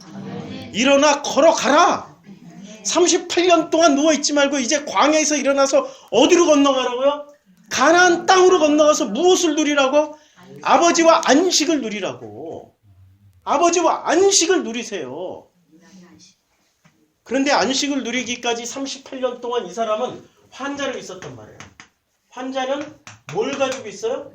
환자는 상처. 상처가 있으니까 환자가 된 거 아니에요? 결핍, 상처, 아픔 이런 것을 가지고 있어요. 결핍, 상처, 아픔이 있는데 우리가 이 결핍, 상처, 아픔을 상처가 있고 아픔이 있고 결핍이 있고 이 쓴뿌리가 있는 사람들은 자기를 뭐로 생각해요? 자기를 상처받은 나로 생각한단 말이에요. 상처받은 나로 생각하고 나는 상처가 있고 나는 아픔이 있고 나는 결핍이 있기 때문에 누군가가 와서 내 상처와 내 아픔과 결핍을 위로해주고 만져주고 쓰다듬어주는 것을 최고로 쳐주잖아요. 그렇죠? 하나님이 우리에게 상처와 아픔과 결핍을 넣어준 이유가 누군가에게 위로받으라고 보듬어 주라고 이렇게 넣어주신 건가요? 아니면 하나님 앞에 나와서 기도하라고 상처를 넣어주신 건가요? 기도하라고 넣어주신 거 아니에요. 그런데 왜 자꾸 사람들 찾아다녀요? 나를 위로해주는 목회자, 나를 쓰다듬어주는 목회자, 나를 나이스하게 기도를 하더라도 저는 일평생 이렇게 기도해 본 적이 없어요. 이 병을 낫게 해주시오. 이렇게 목 아파. 근데 그렇게 기도해 준 적이 없어요. 그냥 어떻게 기도해줘요? 조용히 아버지 이 사람이 이런 상처를 가지고 나왔습니다. 병 낫게 기도 안 해요. 이 상처를 통하여서 아버지를 깊이 만나고 아버지를 깊이 만남을 통하여서 이제는 그 상처의 근원이 마르게 해주시고 아버지와의 깊은 만남을 통하여서 상처의 근원을 보고 치유가 될 수 있도록 축복하여 주시옵소서. 그렇게 기도한단 말이에요. 그게 맞는 기도예요. 내가 목소리를 높여서 힘을 잔뜩 주고 하는 것은 나를 지금 뭐 하려고? 신격화하려고. 신격화가 빠져야 된다니까요. 주님이 일을 하시는 거는 내가 소리 지르고 그냥 열심을 다한다고 일을 하는 게 아니에요. 그분 뜻이지 내 뜻이 아니거든. 조용히 기도를 해도, 기도를 안 하더라도 그분은 일을 하세요. 우리를 섬기신다고요. 그렇죠? 그래서 상처가 있으면은, 지금 이 사람은 상처받은 사람이에요. 몇 년 동안? 40년 동안 상처를 받았기 때문에, 더 큰 상처를 어디서 받았어요? 여기 40년은 광야고 그 중에 38년 동안을 주저앉아서 이제 가데스 바냐. 근데 이 사람이 왜 광야까지 기어 나왔겠어요? 기어 나올 이유가 없잖아요. 더 큰 상처를 받았어. 어디서요? 미즈라임에서. 이 미즈라임에서 엄청난 상처를 받았기 때문에 이 사람이 여기까지 광야까지 나온 거예요. 근데 광야에서 나와서 자기 상처를 들여다보고 자기 상처가 있으면은 하나님 앞으로 나가서, 하나님, 상처의 근원이 뭐지요? 이 혈기 마른 병의 근원이 뭐지요? 앞 못 보는 이 근원이 뭐지요? 제가 걷지 못하는 이 근원이 뭐지요? 라고 아버지와 직면해서 아버지를 만나서 아버지의 음성을 듣고 아버지가 하시는 그 말씀을 통해서 치유를 받아야 되는데, 누구를 찾아다녀요? 국제무당 찾아다녀요. 발람을 찾아다닌다고요. 무당을 찾아다니고 바알이 만들어주는 그린그라스, 그런 푸른 초, 보기에 좋은 그 풀 뜯어먹으러 다니는 거예요. 그건 짐승의 먹거리지 아버지가 주신 양식이 아니란 말이에요. 이 상처가 있으면 어떻게 됩니까? 제일 먼저 누구한테 가야 돼요? 하나님께로 가야 되는 거예요. 상처가 있으면 하나님께로 가서 그 하나님, 지금 하나님이 십자가, 그 십자가 앞에 가서 이 상처를 낱낱이, 상처를 주신 목적은 뭐예요? 그 상처를 통해서 만나자라고 하는 거 아니야. 만나자. 누구랑 누구랑? 예. 누구랑 하나님과 나와 좀 만나서 대화 좀 하자. 이런 목적으로 상처 주신 거 아니에요. 근데 만나서 대화를 하지 않고 그냥 무당만 찾아다. 무당만.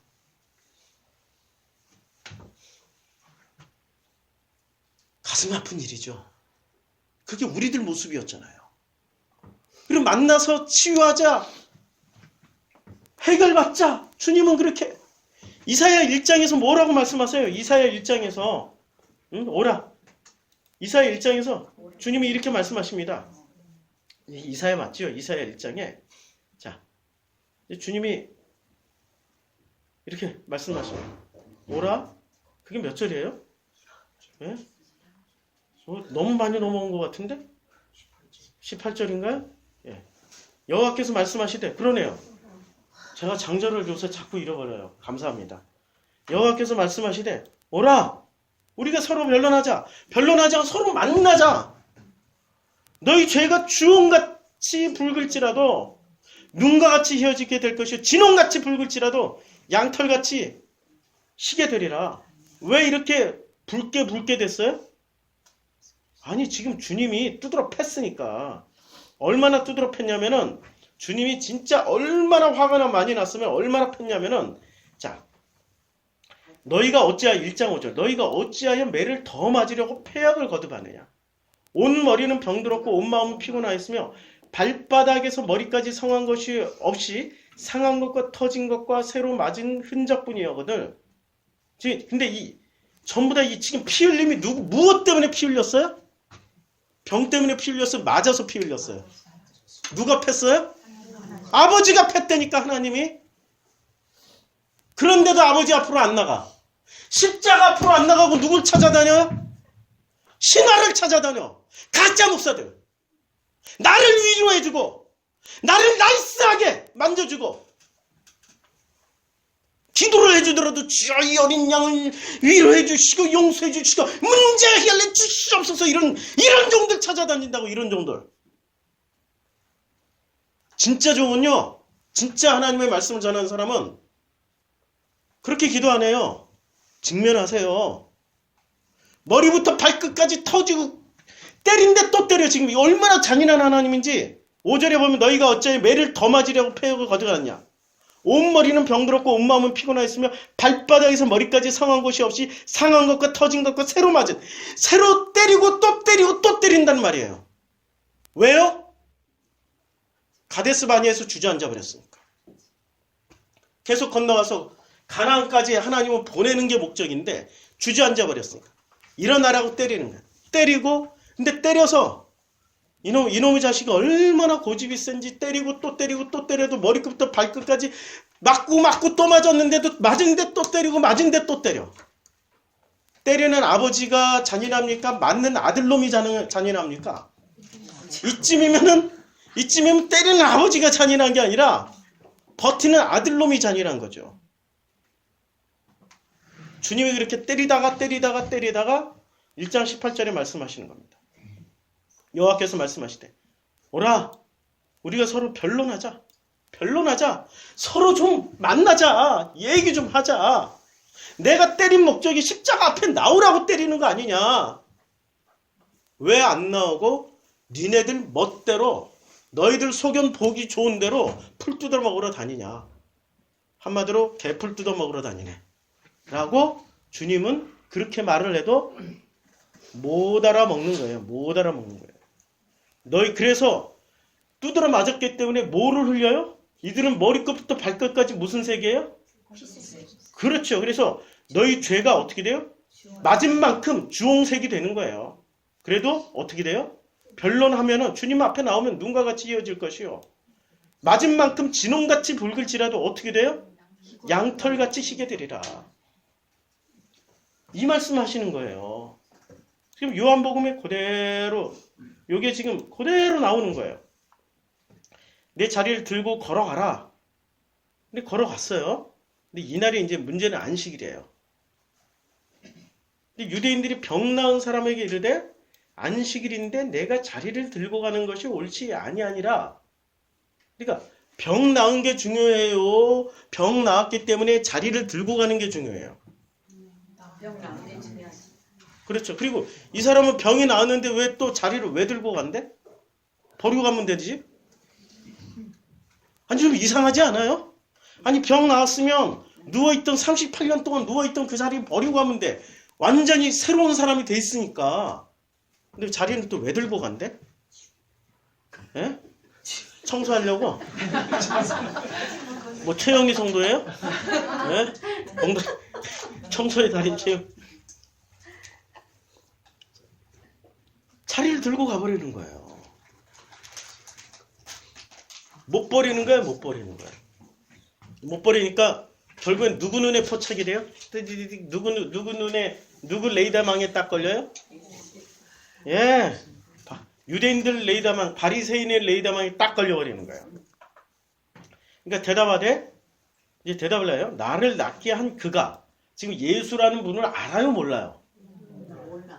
몰라도 상관없어. 38년 뒤 40년 광야에 나오면 어떻게 돼요? 주저앉았다 할지라도 어느 날 호련히 광야에만 나오면 누가 만나주세요? 가데스 바냐에 하나님을 멸시한다 하더라도 주님이 기회를 주신다니까? 믿어지시죠? 믿어지시죠? 우리 교회 나오는 순간부터 믿어지셔야 돼요. 주님이 하십니다. 제가 하는 게 아니에요. 주님이 하십니다. 그래서 광야에서 좌우지간 만나서 그런데 이 사람이 자리를 들고 가. 버려버리고 가면 되는데 그 자리에 또 딴 환자가 누워있으면 되는 거 아니야. 배려도 없어. 들고 가다 보니까 어떻게 되냐. 자리를 들고 걸어가라. 나를 근데 누가 들고 가라고 그랬어요? 그 자리를? 와, 예수님이 들고 가라고 그랬어요. 그러면 병 나서 그냥 걸어가는 거는 안식일법 위반이 아니야. 근데 병 났다고 그거 증거물을 들고 가는 거는 뭐가 돼요? 유대인들 보기에 그게 안식일법 위반이야. 그러니까 예수님은 의도적으로 안식일 법을 어기라고 지금 말씀하시는 거예요. 자, 광야에 나왔어요. 미츠라임에서 광야로 나왔고 이 광야로 나온 사람이 회복을 받았어요. 회복을 받았으면은 이 회복받은 나는 회복받은 나는 지금 무엇에 휘말렸어요? 안식일 논쟁에 휘말렸단 말이에요. 안식일 논쟁. 자, 이제 광야에서 애굽, 광야, 가나안 건너오고 건너가는데 여기서 건너가면은 안식을 이룬단 말이에요. 근데 이 안식의 실제 내용물은 뭐였어요? 가나안 땅 들어가자마자 안식일의 실제 내용물은 전쟁이었죠. 안식일 뭐가 벌어졌어요? 논쟁, 안식일 전쟁이 벌어진 거예요. 무엇이 진짜 안식일이냐는 전쟁이 벌어진 거예요. 그러니까 예수님의 의도는 뭐였어요? 전쟁하라고 들고 가라고 한 거예요. 12절. 그들이 묻되 너에게 자리를 들고 걸어가라 한 사람이 누구냐 하되 13절. 고침을 받은 사람은 그가 누구인지 알지 못하니 이는 거기 사람이 많음으로 예수께서 이미 피하셨어요. 고치고 얼른 잽싸게 샥 피하신 거예요. 자, 14절. 그 후에 예수께서 성전에서 그 사람을 만나 다시 만났어요. 그러니까 이 사람은 고침을 받았고 고침을 받은 후에 어디로 갔었던 거예요? 예, 성전으로 갔어요. 베데스다 목가에서 성전으로 간 거예요. 그러니까 이 사람은 성전에서 그 사람을 만나 이르되 보라 내가 나았으니 더 심한 것이 생기지 않게 뭐를 하라고요? 다시는 죄를 범하지 마라. 근데 이 죄가 무슨 어떤 죄예요? 무슨 우리가 생각하는 도둑질 무슨 이런 죄가 아니고 무슨 죄예요? 가데스 바네아에서 저질렀던 죄. 하나님을 신뢰하라는 얘기예요. 신뢰하지 못하는 죄를 저지르지 말라는 거예요. 모든 죄는 하나님을 믿지 않는 데서 시작되는 거죠. 하나님을 신뢰하지 않는 데서부터. 그렇죠? 그게 죄의 근본이에요. 죄는 전부 상대적인 인간들이 말하는 그런 법에서 말하는 죄는 전부 상대적인 거예요. 여기서는 마리화나가 죄예요. 마리화나는 마약으로 분류돼서 마리화를 피면은 여기서는 바로 감옥 가요. 근데 캐나다에서는 마리화나를 피고 마리화나가 들어가는 과자를 먹고 마리화나로 만든 빵을 먹고 마리화나로 된 국물 스프를 먹고 그래도 캐나다는 죄가 안 돼요. 죄는 상대적인 거란 말이에요. 사람을 죽인 그 원빈은 마더, 김혜자에게는 죄가 아니에요.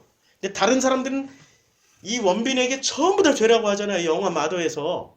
근데 김혜자에게는 자기 아들이기 때문에 죄를 안 물어요. 끝까지 내 아들이야. 그 영화 꼭 보세요. 정말 그 영화는 잘 만든 영화입니다. 김혜자 씨 그 눈빛 연기는 오스카상을 수상하고도 남을 만한. 원빈의 그 바보 연기는 저 깐느 영화상을 수상하고도 남을 만한 진짜 뛰어난 연기를 했어요. 그 영화가 보여주는 건 죄는 상대적이다라는 거예요. 절대적이지 않다라는 거예요. 그런데 절대적인 죄가 존재해요. 무슨 죄? 하나님을 신뢰하지 않는 거. 그게 절대적인 죄라는 거예요. 절대적인 죄는 하나님을 신뢰하지 않는 게 가장 무서운 죄예요. 그래서 하나님을 신뢰하지 않는 죄.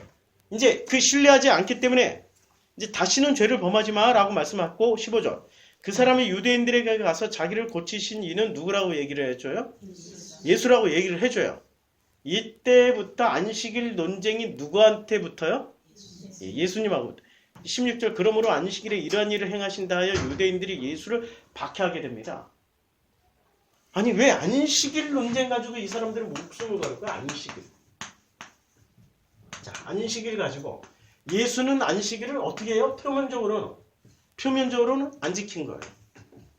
그런데 내용면으로 보면 안식일을 지킨 거예요.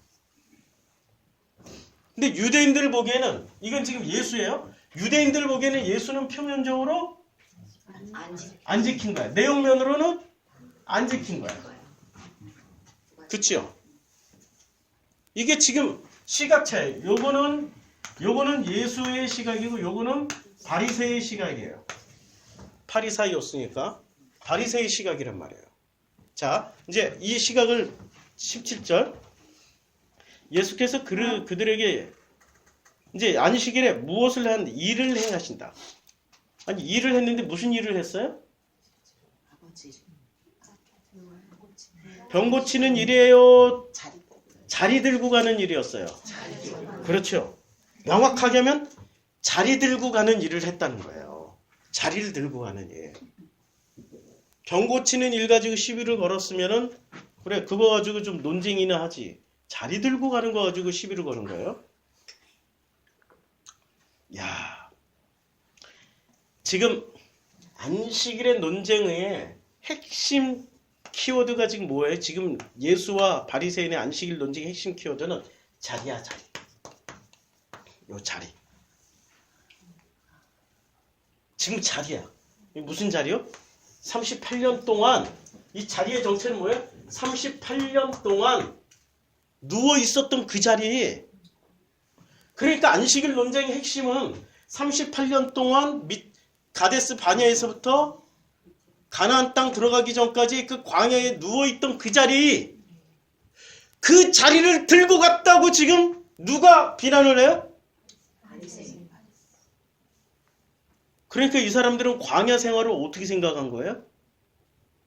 전적으로 하나님을 신뢰하고 있는 거예요? 하나님을 신뢰하지 않는다라는 증거를 다 보여준 거예요?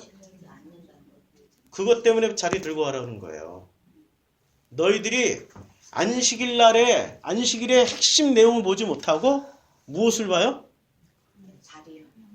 그렇죠. 아니, 광야를 걷어낸 게 얼마나 축복된 거예요.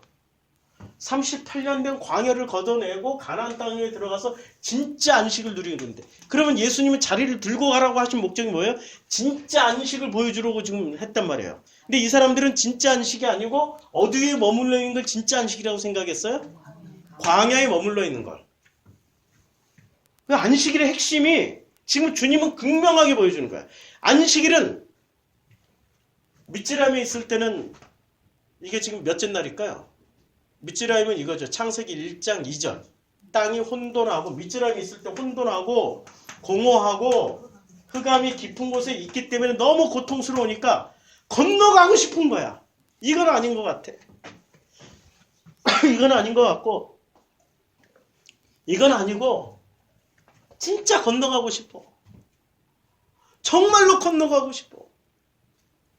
건너가려고 봤더니 어떻게 된 거예요? 건너가려고 봤더니 문설주에 피 바르고 뭐 해서 양피 바르고 양고기 먹고 유월절 이 행사를 하고 있는 사람들은 이제는 건너갈 수 있게 되는 거죠. 간절하니까 그렇게 하는 거죠. 아니 생각해봐요. 양피 바르고 양고기 먹고 양피를 또 어디다 발라요? 아니 거기뿐만이 아니라 어디다도 발라요? 얼굴. 서로 보다가 뭐 피만 먹었는데 비상식적인 일을 지금 하고 있단 말이에요. 상식적이지 않은 일을 했단 말이에요. 그 상식적이지 않은 일을 했다라는 것은 순종했다는 얘기잖아요. 순종한 사람들이 드디어 광야로 건너갔어요. 광야로 건너가는 순간부터 뭐를 하게 되죠? 첫째 날부터 여섯째 날까지를 살게 돼요. 첫째 날은 뭐부터 시작돼요? 빛이 있으라 하니까 빛이 들어오니까 빛이 뭐 하는 일입니까? 빛은 직면하게 하는 일이죠. 빛은 직면하게 해줘요. 직면. 무엇을 직면해요? 나라는 인간을 직면해 주는데 성경에서는 빛이지만 광야에서는 뭐로 직면하게 해줘요? 뭐로? 무엇으로 직면하게 해주냐고요. 물이 없으니까 물 달라고 자기 속의 것이 다 드러났죠. 먹을 게 없으니까 고기가 없으니까 고기 달라고 자기 속의 것이 다 드러났죠. 그치요? 가데스 바네에 정탐꾼을 보내서 가나안 땅에 보냈더니 그 거인들을 보고 자기 속의 것이 다 드러났죠. 빛은 광야에 나왔더니 빛은 뭐로 드러나요? 내 앞에 있는 현실로 드러나게 만들어버리잖아요. 내 앞에 있는 현실이 곧 빛을 비춰주는 거예요. 나에게 상처 주는 일, 내가 원하지 않는 일, 내가 불가능하게 보이는 일들, 그걸로 나를 직면해서 나를 폭로시켜 버리시잖아요. 내가 원하는 일이 아니라 내가 싫어하고 피하고 싶은 일들을 꼭 만나게 해서 첫째 날로 직면하게 해준단 말이에요. 내가 진짜로 싫어하는 그 경멸하는 눈빛을 만나게 해버리고, 내가 정말로 싫어하는 그 어떤 스타일을 꼭 만나게 해버리고 직장에 가면 직장에도 쫓아오고 뭐 희한하게 쫓아오는 게 아니라 원래 있었다니까. 원래 있었어. 친구들을 만나면 친구 중에 또 쫓아오는 게 아니라 원래 있었다니까. 어디 모임에 가면 그런 놈들이 꼭 쫓아와. 쫓아오는 게 아니고 그 모임에 원래 있었던 사람이야. 무슨 말인지 아시겠죠? 그게 뭐 하는 게 하나님이 우리에게 빛을 비춰주신다라는 말씀이에요. 그걸로 빛을 비춰주세요. 나에게 빛을 비춰주시는 분이 누구세요? 누구를 쓰세요? 그 빛을? 그렇죠. 내 옆사람, 내 가족들. 아이고, 우리 어떤 성도님은 우리 자녀들을 따님 둘이 있는데 1호, 2호라고 표현해. 그냥 딸, 큰딸, 작은딸도 아니고 1호, 2호. 얼마나 자기 자신을 직면하게 해주는지 1호, 2호. 제가 그분 오늘 예배 시작 전에 상담 전화를 했어요. 1호, 2호 때문에 죽을 것 같아요. 힘들어요. 1호, 2호 때문에 너무너무 힘들어요. 그래서 제가 한마디 했죠. 아니 1호, 2호를 보내주신 까닭은 성도님 자신을 가지고 곧바로 십자가 앞에 가서 그 내려놓으라고 하나님 만나라고 주홍같이 불붙지라도. 그러니까 지금 1호, 2호가 무슨 짓을 하고 있는 거야? 하나님 처음부터 끝까지 머리끝부터 발끝까지 패고 있잖아. 누구를? 엄마를. 1호, 2호를 통해서 머리끝부터 발끝까지 패고 있단 말이에요. 1호가 패고 나면 2호가 패고 2호가 패고 나니까 1호가 또 패고 그래서 머리끝부터 발끝까지 만신창이가 돼 있는데도 하나님하고 변론을 안 해. 그래서 그분은 다른 교회 다니시는 분이시거든요.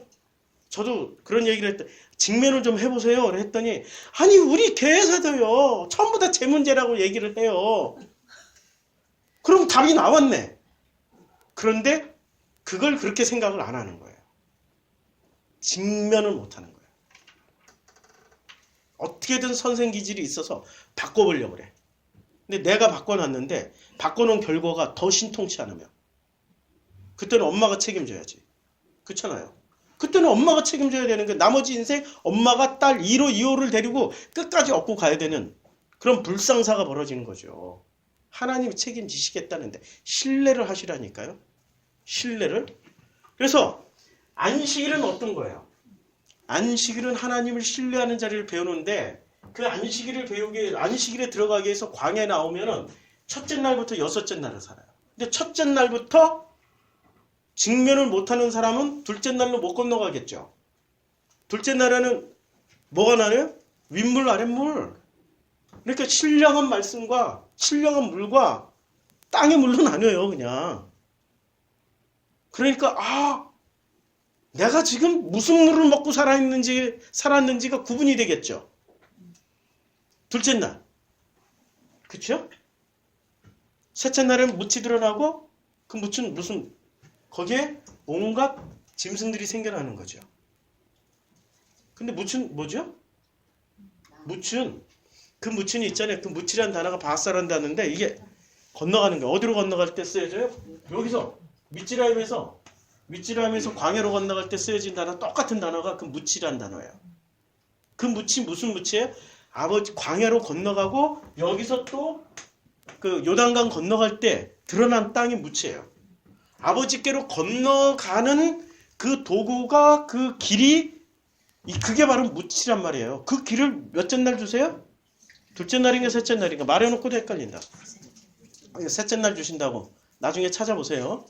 제가 가끔 기억이 왔다 갔다 하니까 그렇게 해서 여섯째 날에 뭐가 되는 거예요? 우리가 비로소 하나님의 형상이 되는 거예요. 하나님의 형상이 돼야 하나님의 형상이 가나안 땅에 들어가야 그때 비로소 안식을 누리는 거지. 그 안식을 사람들은 이 광야에서 어떻게 누려요? 자기 안식을 누려. 자기 안식. 짝퉁 안식. 민수기 강의에 다 설명했어요. 지금 안식일 논쟁이 안식일의 핵심은 뭐예요? 유대인들은 지금 이 안식일을 어떻게 생각하고 있어요? 안식일의 주인이 유대인이에요? 하나님이에요? 하나님이어야 되는데 지금 그 안식일을 가지고 사람을 고발도 하고 괴롭히기도 하는 사람들이 누구예요?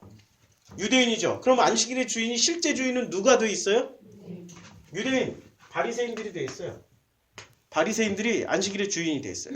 그래서 이 논쟁의 지금 5장의 핵심을 보면은 5장의 핵심에 쭉 안식일 논쟁이 30절까지 나오고 30절부터 누가 나와요? 세례 요한이 나와요. 세례 요한이. 안식일 논쟁 끝에 왜 세례 요한이 나올까요? 이것을 압축적으로 보여주는 사건이 마가복음 2장입니다. 마가복음 2장에서는 마가복음 2장에서는 생배 조각, 낡은 조각, 새술은 세부대에 담는 사건이 있고 나서 안식일 논쟁이 시작되는데 안식일 논쟁이 시작될 때 예수께서 뭐라고 말씀하시냐면 2장 28절에 이러므로 인자는 안식일에도 주인이다. 안식일에도 주인이 누구예요? 안식일 주인이? 예수예요 지금. 예수고 예수가 여기서 말씀하실 때 요한복음 5장에서는 예수가 안식일의 주인이라는 말씀을 안 하시고 조금 달라요.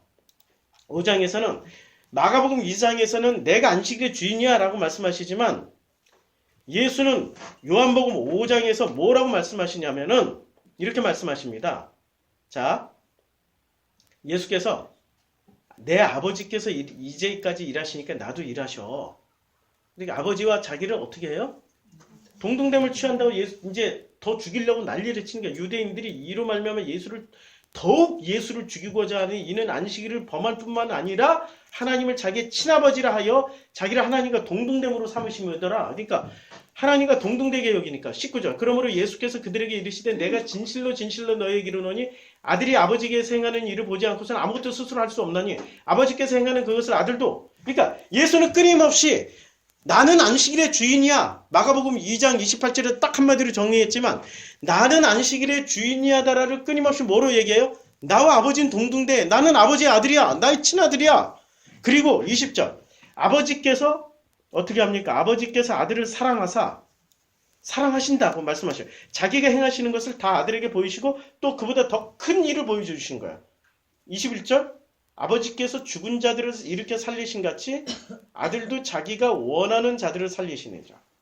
그 전부 다 지금 인자는 안식일의 주인이야 라고 말하지 않고 마가복음처럼 말하지 않고 요한복음은 어떻게 말해요? 예수와 아버지는 지금 공통분모로 같은 일을 하고 있다라고 말씀하고 계세요.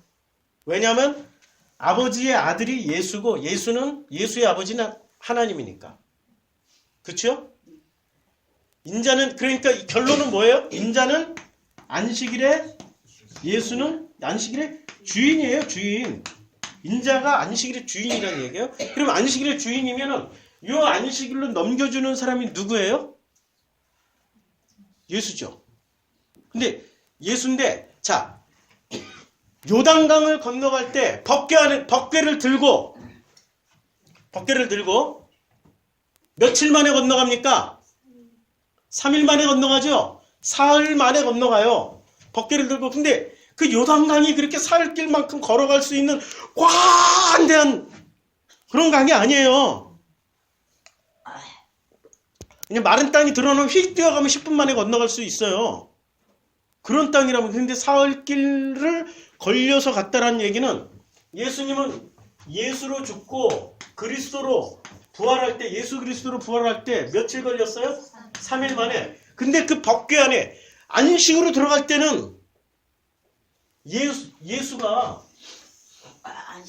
그리스도로 건너가는 길이 3일 걸렸고 이 법궤 안에 뭐가 들은 법궤를 전부 다 어깨에 떠메고 가요. 누가? 레위는 무엇의 대표예요? 아니 모든 첫 것의 대표잖아요. 그러니까 모든 첫 것들이 다 어디 있어요? 12지파 안에 다 있었죠. 그러니까 12지파의 대표 레위가 법궤를 어깨에다 메고 그 법궤를 사흘 만에 건너갔더니 하나님의 형상인 이 광야에서 뭐가 돼요? 안식으로 들어가게 되는 거예요. 그런데 그 강을 건너는 법궤 안에 뭐가 담겨 있어요? 최소한 그때까지는 담겨 있었어. 언제 사라졌는지는 모르지만 뭐뭐 담겨 있었어요? 그렇지요. 그 두 증거판을 뭐라고 읽어요? 결혼 계약서와. 그러니까 하나님의 형상이 되어야 누구랑 결혼해요? 예수랑 신랑 예수랑 결혼하는 거죠. 하나님의 형상이 안 됐는데 어떻게 결혼을 해요? 하나님 형상대도 안 됐는데도 뭐 자기가 결혼했다, 신부다, 아들 됐다. 그 다 그냥 저기 모압의 평지에 있는 풀 뜯어먹는 소리야. 풀 뜯어먹는. 멍멍이가 풀 뜯어먹는 소리. 하나님 앞에 직면하지도 않았어. 그 사람들은 첫째 날도 시작을 안 했단 말이에요. 그런데 그걸 지식으로 합리화시키고 있는 거예요. 지식은 끝까지 자기를 속여요. 지식이 내려져야 된다고. 뭐로 직면해야 돼? 마음으로 직면을 하면은 내가 정말로 그 첫째 날부터 넘어갈 수 있는 그런 존재로 거듭난다고요. 하나님 그렇게 건너가게 하세요. 그 법궤를 가지고 건너갈 때 하나님은 우리를 어떻게 만들어 주십니까? 그 레위가 맨 그 어깨에 예수로 죽고 광야 1세대로 죽고 그 안에 결혼 서약서 그리고 결혼한 나를 일평생 먹여주시겠다라는 그 생명의 양식 우리의 그 모든 먹거리를 책임져 주시겠다는 그 하나님의 신랑이 먹여줄 거 아니에요. 혹시 나쁜 신랑 만나가지고 믿지 못하겠어요? 일평생 내가 돈 벌어서 먹여 살렸어요 신랑은? 그 신랑은 다른 신랑이에요. 신랑보다 더 강력한 아버지란 말이에요. 양자 확인서일 수도 있고요. 결혼 혼인 서약서일 수도 있어요. 그 양식을 먹고 이제는 가나안 땅에 들어갈 때 들어가면서 뭐를 하게 돼요? 내 마른 지팡이가 싹이 나고 꽃이 피고 열매를 맺는 거예요. 그 열매를 뭐로 맺어요? 아모리부터 정복하잖아요. 아모리부터. 나에게 좋은 평판을 해주는 이제 평판 같은 거 필요 없어. 사람의 말 따위는 필요 없어. 내가 사람 보고 신앙생활해? 하나님 보고 신앙생활하지. 내가 사람 보고 신앙생활하냐고. 사람 안에는 목사도 들어가 있어. 그게 문제야. 사람 보고 신앙생활하지 말고 주님 보고 신앙생활하라고요. 그치요? 그래서 저는 끝까지 혼인 결혼시켜주는 사람이지 내가 신랑도 아니고 내가 그 아버지도 아니란 말이에요. 나는 결혼시켜주면은 그분들이 모든 문제가 생기면 어디로 가요? 십자가로 달려와서 우리 아버지 앞에 무릎을 꿇고 둘이 해결하라고. 끝장 토론을 하든 끝장 변론을 하든. 그런데 그걸 못 알아들은 사람들이 있어요. 누가 못 알아들었어요? 유대인과 바리새인들이 못 알아듣고 뭐를 해요? 끝까지 물고 늘어집니다. 누가 안식일의 주인이라고? 쥐들이 안식일의 주인이라고. 그래서 이렇게 하고 저렇게 하고 이렇게 하고 저렇게 해야 안식일에 죄를 범하지 않아. 죄를 범하지 않아야 구원받아. 이게 그들의 논리예요. 완전 엉터리죠? 죄가 뭔지도 모르는 거야. 죄의 근본은 뭐라고요? 하나님을 신뢰하지 않는 거예요. 하나님을 신뢰하면은 내 상처, 쓴뿌리, 아픔 이 모든 것들이 드러날 때마다 상처가 드러날 때마다 어떻게 하라고요? 아버지 앞에 가서 무릎 꿇으라고요. 아버지 무릎을 꿇으시라고요. 그게 하나님이 우리에게 오늘 주시는 말씀입니다. 기도하시겠습니다. 오늘 기도할 때 다 함께 통성으로 옆에 사람